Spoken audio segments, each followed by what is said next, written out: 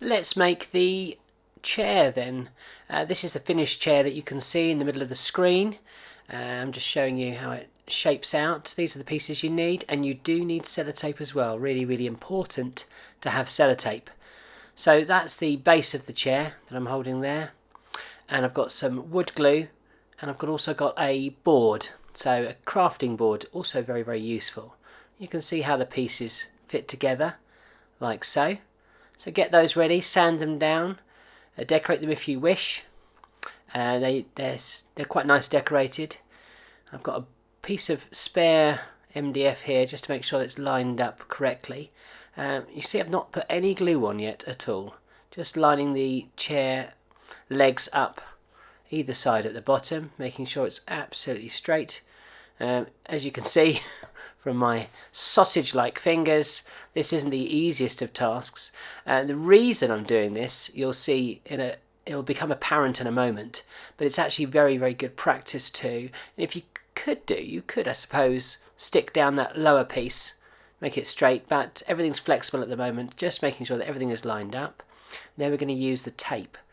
Now, this is a technique that I developed. I haven't seen anyone else use it, and it's a way of holding everything in place while you're waiting for it to glue.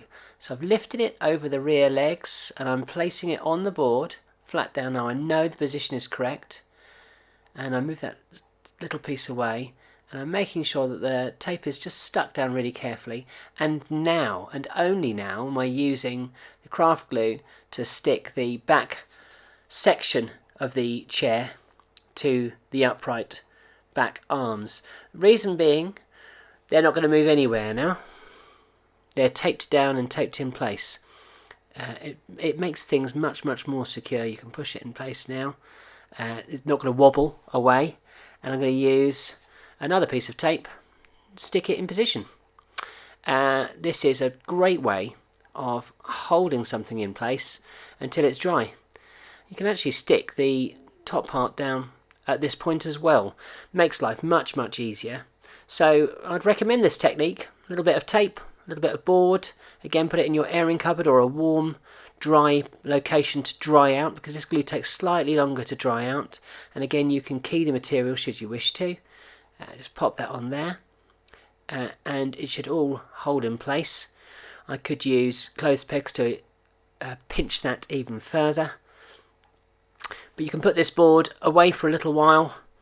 I'm really going for it by using the scraper to take off the excess glue. That could of course be sanded down once done. And in no time at all you'll have your chair nice and secure.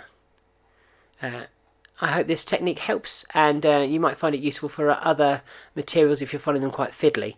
It's essentially a third pair of hands. Hope you find it useful.